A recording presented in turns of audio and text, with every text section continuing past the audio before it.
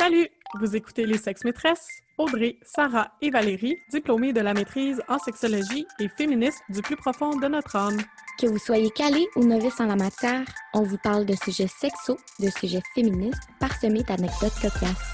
De notre salon, on vous invite à nos conversations pour rire, rager et peut-être en apprendre un peu. Bonne écoute! Aujourd'hui, au podcast, on aborde le sujet du célibat et du dating. Ben oui, dis-moi donc, c'est quoi la définition du célibat?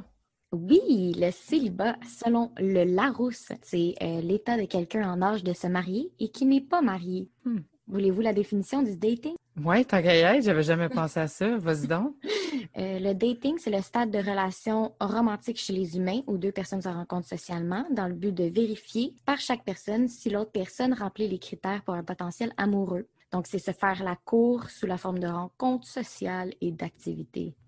C'est tellement vrai hein, qu'en situation de dating, on vérifie comme voir si c'est compatible, cette histoire-là. Oui, dans le fond, c'est moi, j'ai ma petite liste, ma checklist. Puis, si quelqu'un remplit mes critères, je coche. Non, c'est une chanson.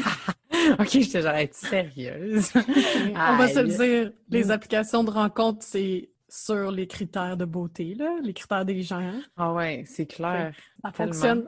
C'est sûr que les pratiques du dating, ben ça varie d'un pays à l'autre, puis d'une époque à l'autre. Quand on parle d'époque, moi j'ai pensé tout de suite à applications là, de Tinder. On navigue à travers ça aussi, hein, quand on est célibataire, qu'on essaie de dater puis de rencontrer un potentiel amoureux.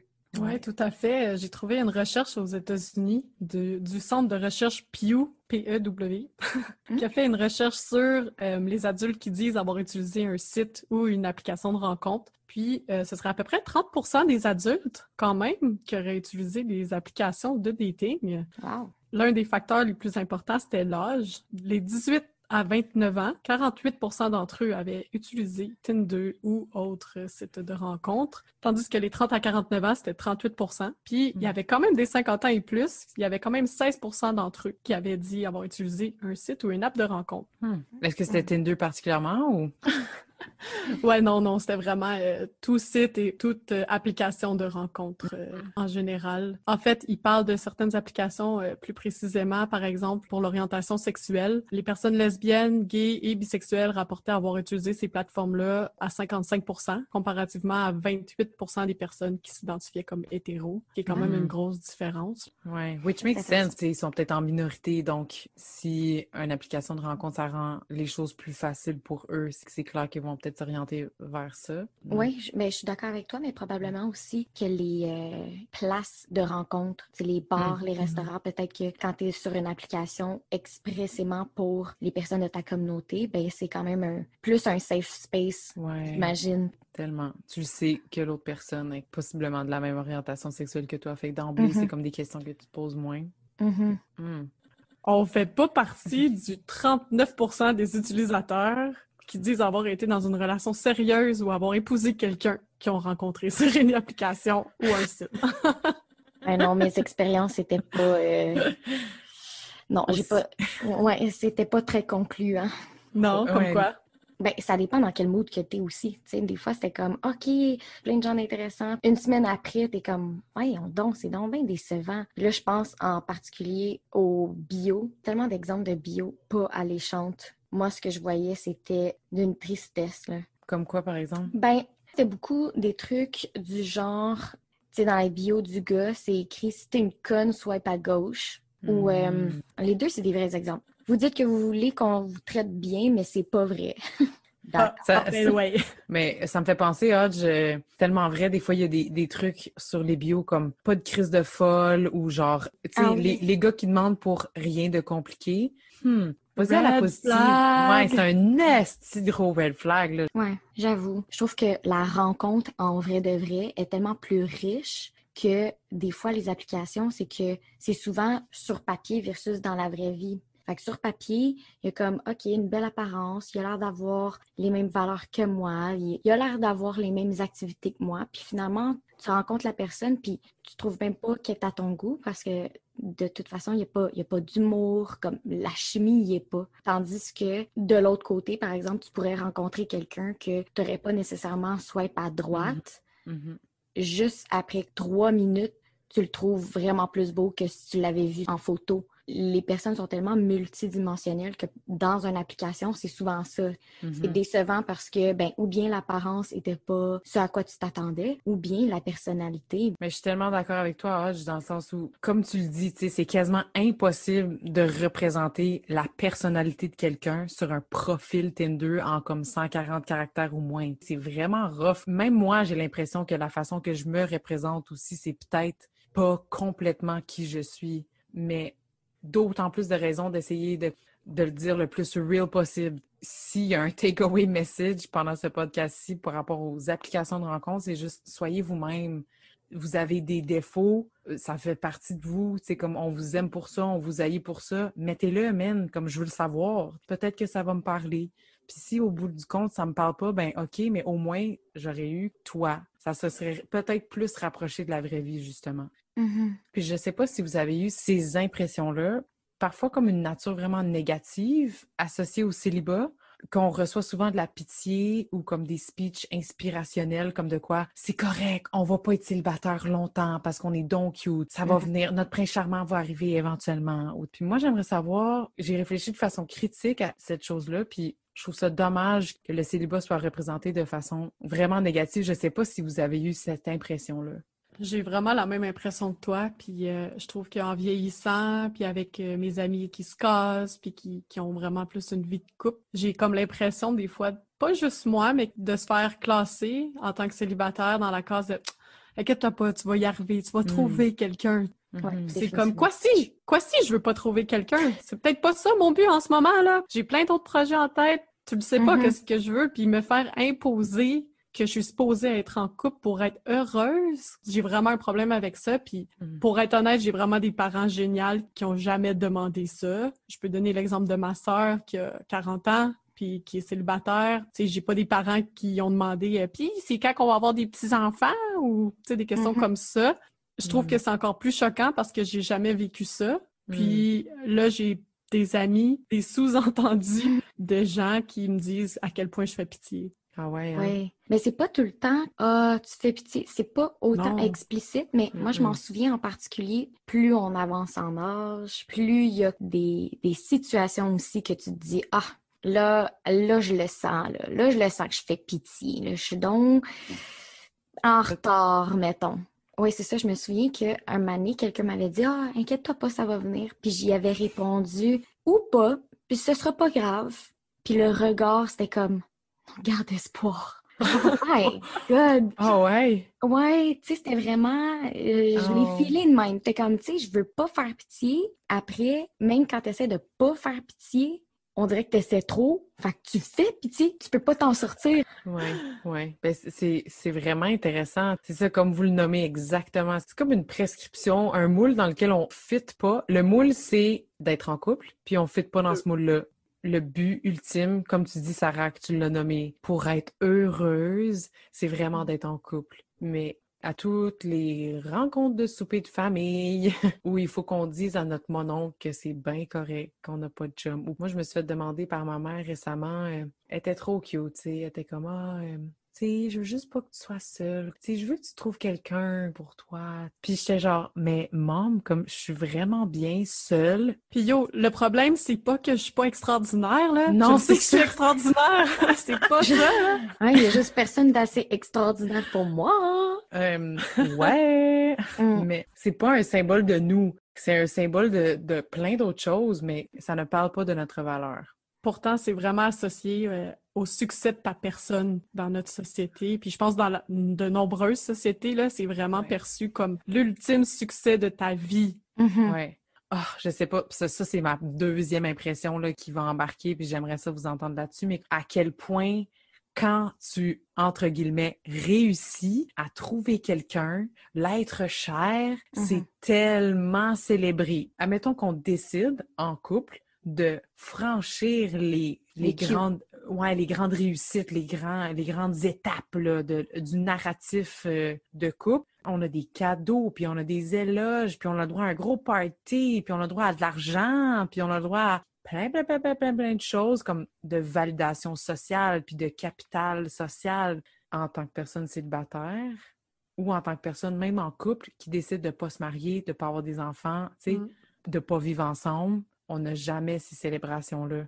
Puis moi, je sais que ça me frustre de plus en plus de devoir participer à ces célébrations-là. Pourquoi je vous donne des cadeaux, men? Comme vous, est-ce que vous me donnez des cadeaux après ma maîtrise parce que j'ai réussi une autre étape de la vie d'une femme? Ben, un exemple de ça, au gouvernement à Ottawa, tu avais droit à une semaine si tu te mariais pour ton honeymoon, puis tout. Incroyable. Alors, ça veut dire que tous ceux qui sont conjoints de fait ou tous ceux qui sont célibataires ont une semaine de congé de moins dans leur vie parce qu'ils sont pas mariés. Ouais. Mais finalement, ça a été enlevé, là. Mais à quel point c'est tant important d'être marié puis que c'était un succès. Tu étais félicité même au travail avec des vacances d'extra. Ouais. Je suis totalement d'accord avec vous. Puis comme personne nouvellement en couple, je vois les réactions de bonheur que ça apporte. Puis de soulagement. Ah ouais. Que, OK, là, elle est casée, là, on n'a plus besoin de s'inquiéter d'elle. Il y a quelqu'un qui va s'occuper d'elle. C'est pas explicitement dit. Non, c'est mais ça. c'est comme sous-entendu de OK, elle est correcte. Je me dis aussi, c'est tout le temps inconscient ces affaires-là, mais c'est ça, j'ai l'impression aussi que les personnes sont plus aptes à célébrer ces choses-là parce que c'est ce qu'elles connaissent. Dans le sens que la plupart du temps, tout le monde sait de quoi on parle quand on parle de couple, d'amour. Tu sais, c'est vraiment comme des normes sociales qu'on a toutes appris puis qu'on a toutes aspiré à. On apprend à aspirer à vouloir une famille puis tout ça. C'est comme dans notre socialisation. Tandis que les autres projets, mettons, partir à l'aventure toute seule ou terminer mon PhD, tu sais, justement, là, les personnes qui font des PhD, ben, les gens qui comprennent à quel point c'est du travail puis des efforts, c'est les autres qui ont fait un PhD. Fait que c'est pour ça aussi que l'entourage, ben, j'ai l'impression qu'ils n'ont pas de référence pour justement être content pour tes réussites parce que c'est pas les mêmes étapes que juste ben là, elle est en couple, ils se sont achetés un chien, ils ont déménagé en maison, ils ont un bébé. Tu sais, ça, toutes les étapes, les gens les connaissent plus, c'est dans leur référent.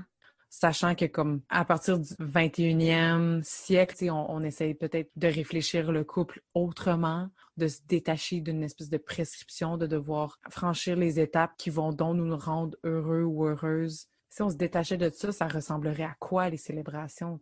Est-ce qu'il y aurait d'autres choses sociales auxquelles on pourrait s'accrocher et célébrer ça?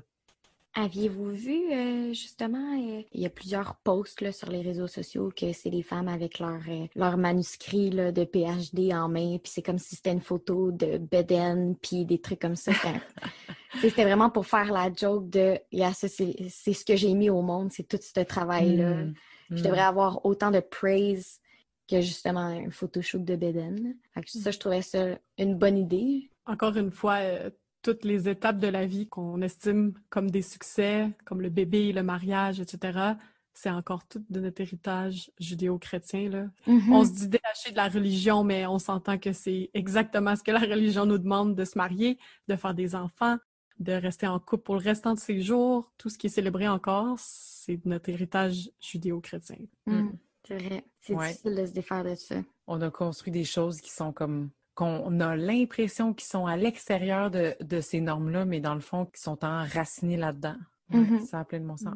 Il y a aussi tellement de richesse derrière le fait d'être seul avec soi-même, d'apprendre des choses par nous-mêmes.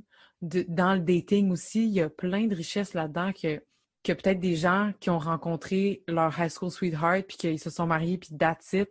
Peut-être que ces gens-là, ils ont été moins exposés à cette richesse-là, de se poser des questions, d'apprendre sur nous, d'apprendre comment dire non, d'apprendre à mettre ses limites, d'apprendre qu'est-ce qu'on veut pas. Puis je pense aussi que on peut apporter beaucoup à ces gens-là. Tu sais, mes amis qui sont en couple depuis longtemps ou qui ont peut-être moins daté, c'est moi je suis la fille qui a toutes les histoires de dating, le fun, là. Tu sais, je veux pas dire que c'est une bonne chose, là, mais dans le sens que je pense que ça leur ouvre les yeux sur une autre réalité, qu'il y a du bon, mais il y a du mauvais. C'est comme une autre expérience qu'eux vivront pas, mais ils peuvent peut-être quand même la vivre un peu à travers leurs amis. Par procuration. Oui. Puis quand on dit de pas settle for less, ben on s'entend que c'est dans le dating qu'on voit qu'il y en a des vertes puis des pas mûres, là. Puis Qui vaut la peine de s'engager, qui vaut pas la peine. C'est intéressant aussi, Audrey, peut-être qu'en étant seul, plus avec soi-même, on est capable de mieux reconnaître qu'est-ce qu'on veut pas. Puis quand on le voit chez l'autre, ce qu'on veut pas, on est capable de dire non, tu sais quoi, ça c'est pas pour moi. Puis Exact. aussi, d'un autre level, être capable de le dire à la personne. J'ai quand même eu beaucoup de dates avec des gars qui parlent que d'eux-mêmes, puis qu'après une première date, une deuxième date, je pense même pas qu'ils savent mon nom de famille ou ils savent si j'ai un frère, une sœur. Si j'ai des parents, là, ils m'ont posé aucune question sur moi, ils ont parlé que d'eux-mêmes. Puis, à force d'en parler avec Val puis Audrey, ben, je leur dis maintenant, après la première date, je leur dis, tu sais quoi? Je pense qu'il n'y aura pas une deuxième date parce que j'ai l'impression que tu as parlé tout le long, puis que j'ai pas eu ma place. Puis, il y en a une couple à qui je donnais une deuxième chance, une deuxième date. Mm-hmm. Et ça reste pareil, tu sais, des gens qui veulent parler que d'eux-mêmes, ils parlent que d'eux-mêmes.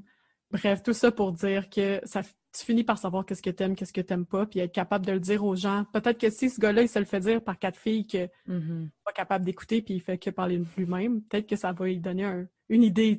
Oui, puis voir à quel point c'est riche aussi de poser des questions sur les autres.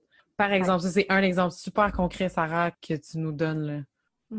Oui, puis ça peut aussi refléter des choses sur toi-même. À l'inverse, si il y a tout le temps le même pattern qui t'arrive, t'es comme, à un certain moment donné, je me disais, Colin, qu'est-ce que je fais donc? J'ai pas passé une super belle soirée, je comprends pas. Ah, ben c'est peut-être parce que j'ai voulu plaire malgré que l'autre personne me plaisait pas.